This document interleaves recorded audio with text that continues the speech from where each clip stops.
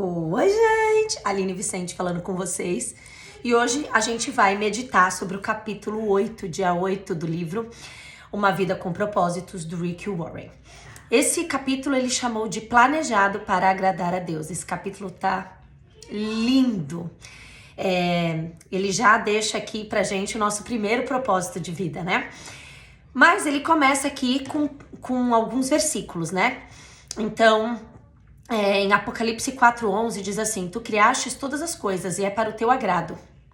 Em Salmos 149:4 diz assim: O Senhor está contente com o seu povo. E aí ele começa dizendo que que Deus nos fez para agradá-lo.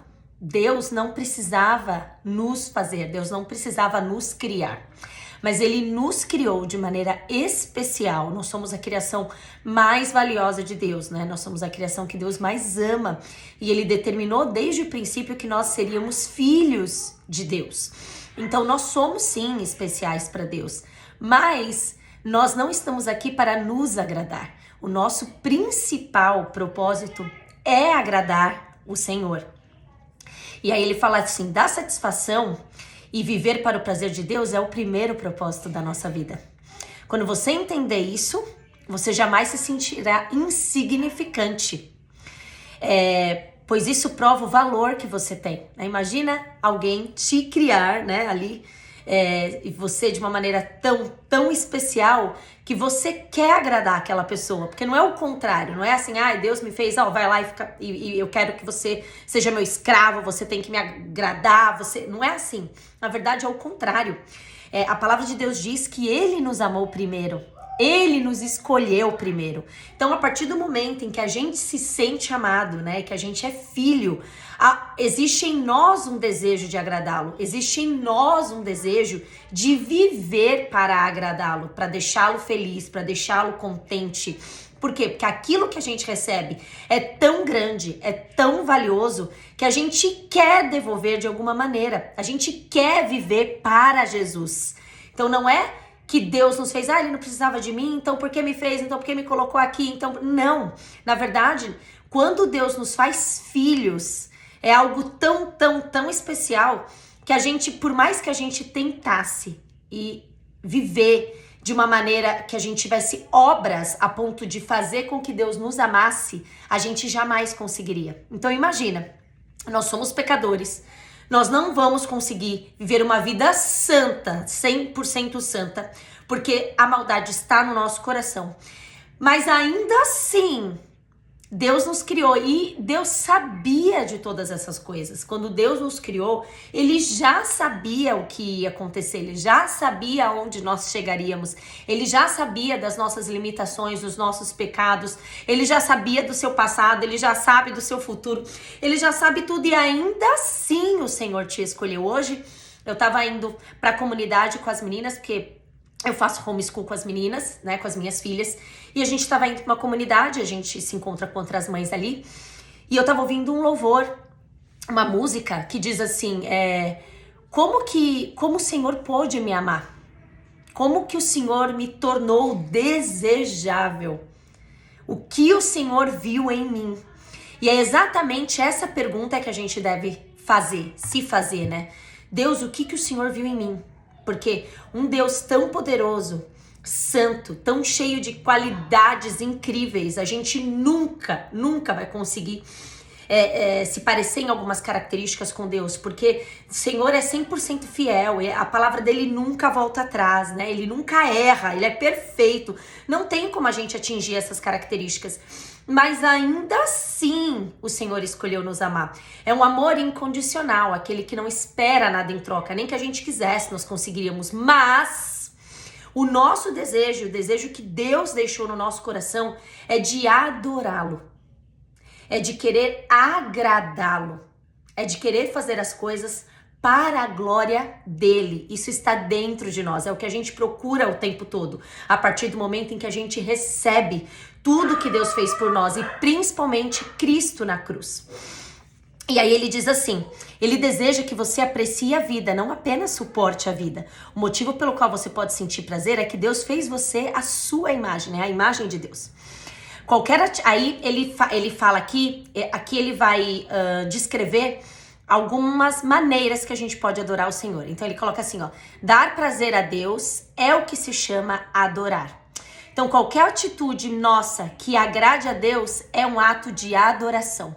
E aí ele começa a falar um pouco do que é a adoração. Então, se nós nascemos para adorar a Deus, o que é adorar? Então ele conclui aqui que adorar é uma atitude que agrada a Deus. Mas tem mais do que isso. Ele diz que quando antropólogos perceberam que a adoração é um impulso universal, que eu estava falando agora há pouco, é uma necessidade intrínseca de nos ligarmos a Deus. Então, adorar é natural, mas se a gente não adora a Deus, a gente está adorando alguma outra coisa. Então, quando a gente não vive para agradar o Senhor, nós estamos vivendo para agradar alguém. Pode ser a nós mesmos, pode ser uma amiga, pode ser alguma outra pessoa, pode ser uma igreja, pode ser um pastor, pode ser um líder.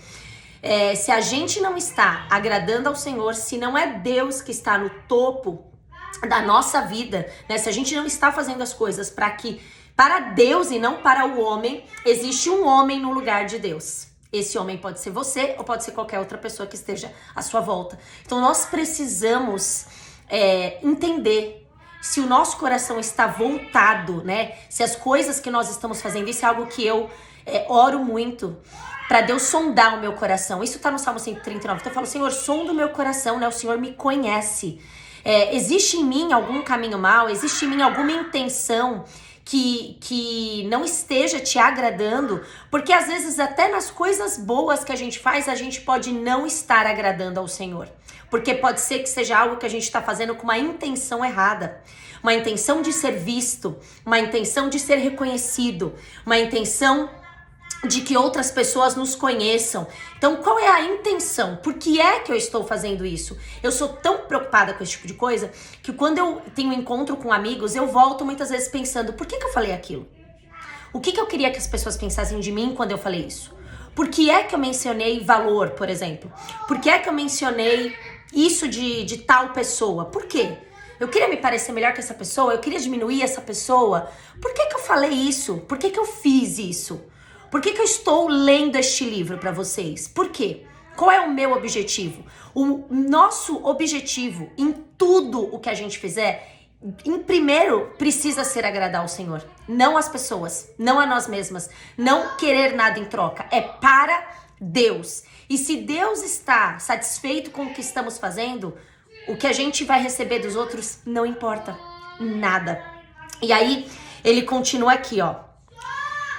A adoração pode incluir esses elementos, porém vai muito além da manifestação. Adorar é um estilo de vida, né? Porque ele tá falando aqui, ele vai começar a falar aqui que adoração é mais do que música. Porque a gente conhece muito a palavra adoração por música, né? Vamos adorar a Deus, e aí vamos pra igreja e vamos adorar a Deus na parte do louvor. Então a gente escuta a música, a gente quer cantar e a gente quer, né, se derramar na presença de Deus, e isso é muito bom. Mas a adoração, ela não está só dentro dos louvores, ela não está restrita apenas à música, ou a um estilo musical, ou uma melodia, né? A letra deve ser cristã, ou seja, nós devemos cantar a Bíblia e devemos cantar para Deus, para glorificar a Deus, né? A música precisa ter uma letra que glorifica o Senhor, que traz a rendição, que traz, né, todo o evangelho. Nós também não podemos cantar para nós precisamos adorar a Deus, mas a adoração é um estilo de vida, é como você vive a sua vida. Então, como eu disse anteriormente, o que é que nós estamos fazendo? Quais são as intenções das nossas ações, as intenções das nossas palavras, inclusive as nossas orações. O Senhor conhece a nossa oração. E eu creio que muitas vezes a gente não fala a verdade na oração. Existe um movimento agora de um positivismo, né, é um movimento sobre palavras e pregações sobre emoção, por exemplo, que é como se quase você não pudesse sentir. E ele fala aqui que Deus criou a gente com todos os sentimentos porque Ele tem todos os sentimentos. Então assim, eu não posso me sentir triste, então eu não posso sentir um dia cansado e querer parar, eu não posso ficar brava um dia, eu não posso me sentir ofendida por uma amiga, não. Nós fomos feitos com emoções. Nós vamos sentir essas emoções. Essas emoções fazem parte de nós porque elas também fazem parte de Deus. Se Deus nos criou à semelhança dele, então nós também vamos ter esses sentimentos. E nós não temos que lutar contra esses sentimentos, porque são sentimentos legítimos. O que nós precisamos fazer é, a partir destes sentimentos, agradar a Deus. E muitas vezes, dependendo de como a gente age em relação a esses sentimentos, a gente pode pecar contra Deus. Então a Bíblia fala, ireis, mas não pequeis. Ou seja, qualquer sentimento que venha, ele pode te fazer pecar. Pode ser no prazer, pode ser na alegria, pode ser na tristeza, enfim.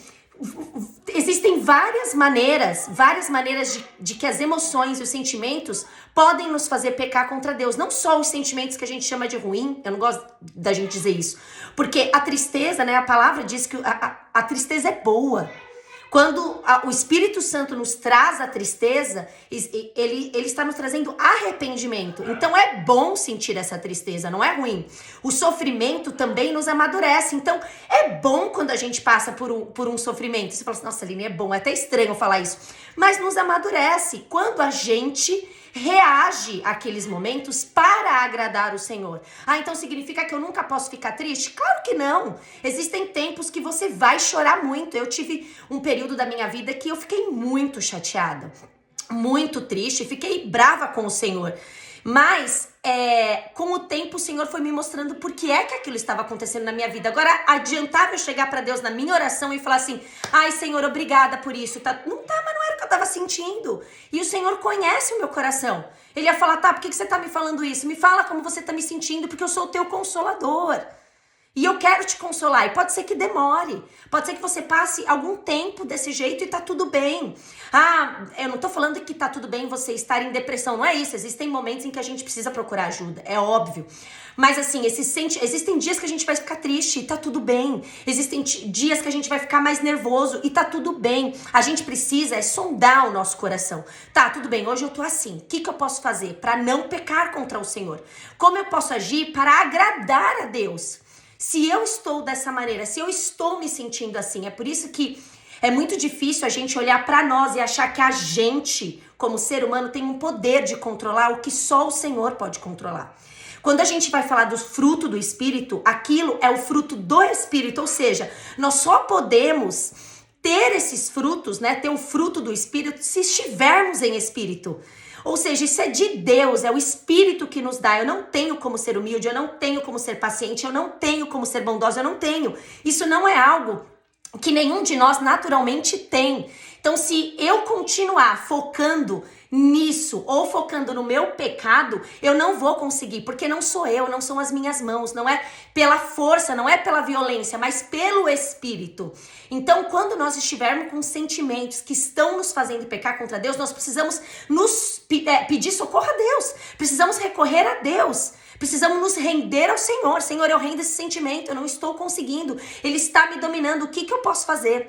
Mas nunca é sobre nós, porque nós não vamos conseguir dominar esse sentimento. Quem faz isso é o Senhor. E quando os nossos olhos estão no Senhor, a gente consegue viver de uma maneira que a gente consegue agradá-lo totalmente.